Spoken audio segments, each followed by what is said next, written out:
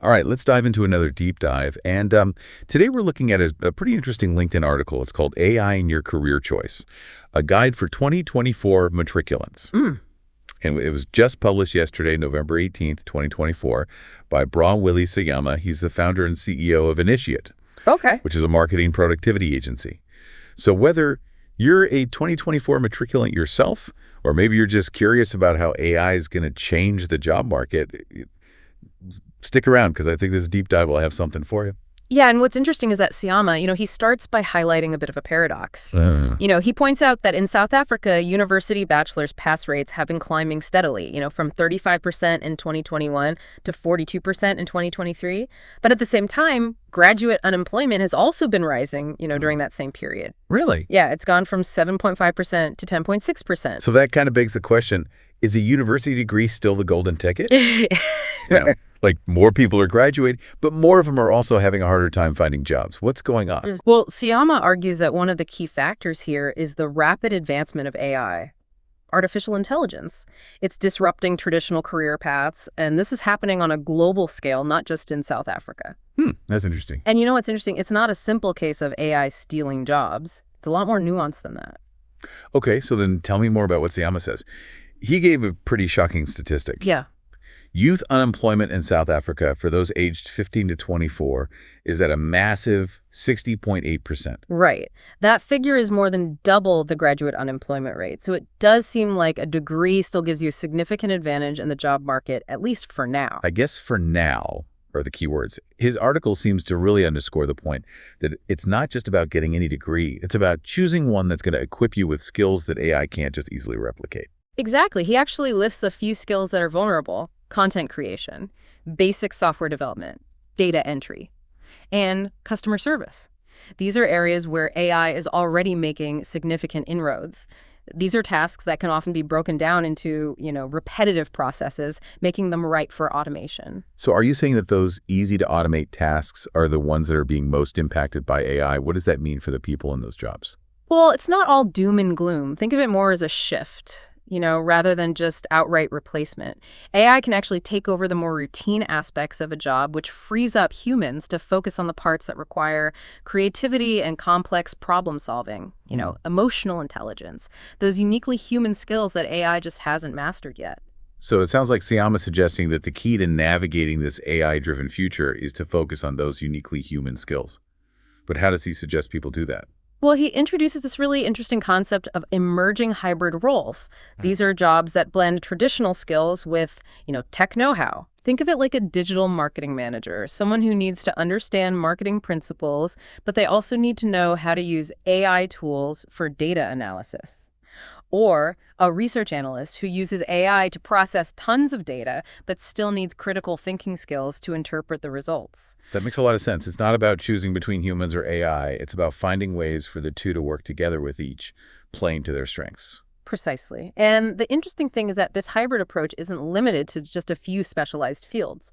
Seyama sees this trend across a wide range of industries, from healthcare and education to business and design. So this brings us to Seyama's core message. In the age of AI, the focus needs to shift to human-centric skills.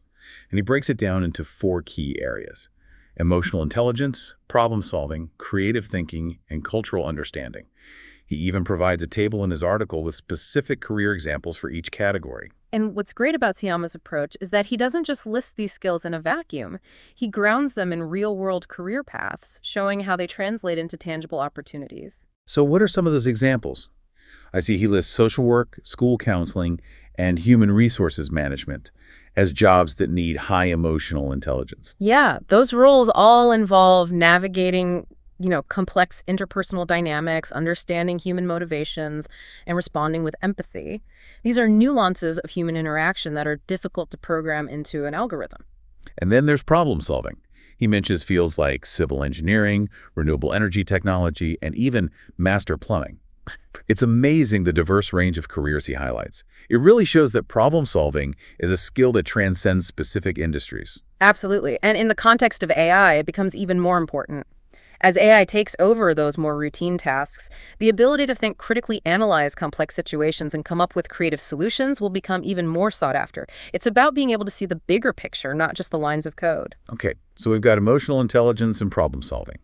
What about creative thinking? For that, Seyama points to fields like advertising, creative direction, product design, architecture, and user experience design. These are areas where innovation, originality, and the ability to think outside the box are really important. Even with AI's ability to generate content, it's the human touch, the spark of imagination that truly brings ideas to life. And finally, cultural understanding. Yes, and this one is particularly relevant in our increasingly, globalized and interconnected world. Seyama highlights fields like tourism management, diversity and inclusion, international business, and community development.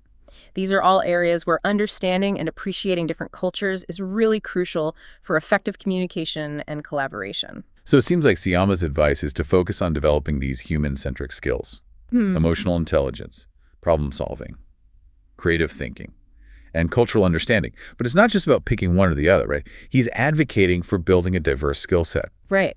He argues that the winning combo for career resilience in the age of AI is what he calls a mixed skill portfolio.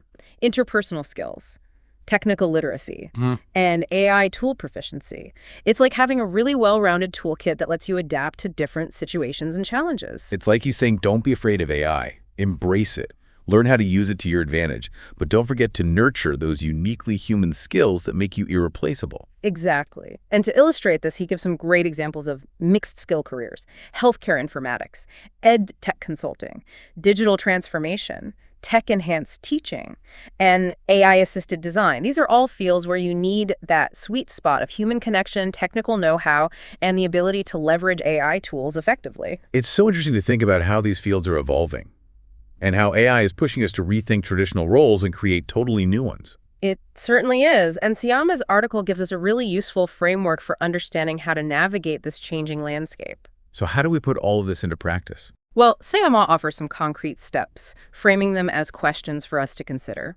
Questions designed to help us translate these insights into actionable steps. So let's explore those questions after a quick break. We'll be right back. Welcome back to our deep dive into Willy Seyama's article all about AI and your career choices. Before the break, we were just about to dig into Seyama's practical steps, the ones he framed as questions for us to think about. Yeah, he kicks things off with what he calls strategic study choices. His question is, how can you research AI's impact and choose programs that blend those traditional skills with tech skills? So it's not just about picking a major because it's popular right now. It's about really understanding how AI is changing all these different fields and then being proactive, seeking out those programs that will give you that foundational knowledge and the tech skills to thrive in those evolving landscapes. Exactly. It's like looking beyond, just the current job titles. Imagining what new roles might emerge as AI becomes more integrated into different industries. So let's say you're interested in healthcare. Instead of just focusing on a traditional pre-med track, maybe you could look into programs that incorporate, bioinformatics or data analytics, skills that will be super valuable as AI changes healthcare delivery. That's a really good example. It shows how AI isn't about replacing doctors. It's about creating new opportunities for people who can bridge that gap between medicine and technology. Exactly. And that idea of bridging the gap applies to so many different fields. Like, let's say you're passionate about, environmental sustainability. Programs that combine environmental science with data analysis or AI modeling could be really valuable, especially as we use AI to tackle things like climate change and resource management. It's all about seeing AI not as this big scary threat, but as a tool that can actually amplify our impact in so many different fields. Right. And speaking of tools, Seyama's next question focuses on skill development. He asks, what steps can you take to build a diverse skill set with a balance of technical and interpersonal abilities? It's interesting how he emphasizes both technical and interpersonal skills. Like, he's saying that in the age of AI, you can't just be good at coding or just be a social butterfly. You need to be a bit of both. I think the key takeaway here is adaptability. The future of work is going to demand that we're constantly learning, adding new skills to what we already know. This could involve taking some online courses to learn basic coding or data analysis, maybe attending some workshops to improve your communication and presentation skills, or even finding some mentors who can help you, develop your professional network. So it's not just about what you learn in school or university. It's about taking charge and seeking out opportunities to learn and grow throughout your entire career. And those opportunities are everywhere these days. There are tons of free resources online like MOOCs, those massive open online courses from top universities, and coding boot camps, even online communities where you can connect with people in your field and learn from their experiences. It's like the barriers to learning new skills have never been lower. But that also means we have more responsibility to stay relevant. You can't just rely on, that traditional education path to carry you through your whole career anymore. Yeah, you have to create your own path. Exactly. And finally, Seyama really stresses how important it is to stay informed. He asks, how can you stay up to date on all the AI developments and actually leverage those professional networks? It's about recognizing that AI is constantly evolving. What's cutting edge today might be old news tomorrow. To stay ahead of the curve, you have to really plug into the latest developments, and that means actively looking for information. So what are some practical ways to do that? One way is to follow, industry publications, blogs, and podcasts. There's so much information out there on everything AI, from the latest research to even the ethical implications of it all. And, I'm sure there are a few excellent podcasts that do deep dives, They cover fascinating topics and they offer really solid insights just like we try to do. Oh, you always got to get that little plug in there for this show. It's all in good fun. But seriously, find those trustworthy sources that you like and make it a habit to stay updated on all things AI. It's like subscribing to a magazine, but for your career.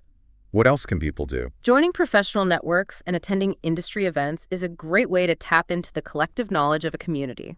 You can learn from experts, share your own insights, and even find mentors to help you figure out this crazy job market. It's like building a network of human intelligence to go with all that AI knowledge. Exactly.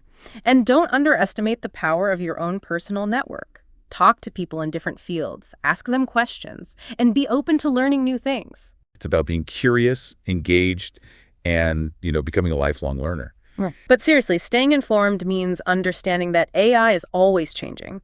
You have to be willing to constantly learn and adapt. Well said. And it's not just about surviving in the age of AI, right? It's about thriving. Seyama has given us so much to think about. He really has. It's a wake-up call to be proactive, be curious, and be adaptable.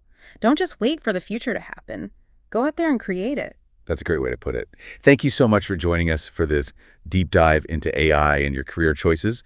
We hope you found it insightful and empowering. Absolutely. It's been a pleasure. And to our listeners out there, remember, no matter what the future holds, we're all in this together. Let's embrace the challenge, embrace the possibilities, and create a future where everyone can thrive, humans and AI alike. Thanks for listening to The Deep Dive.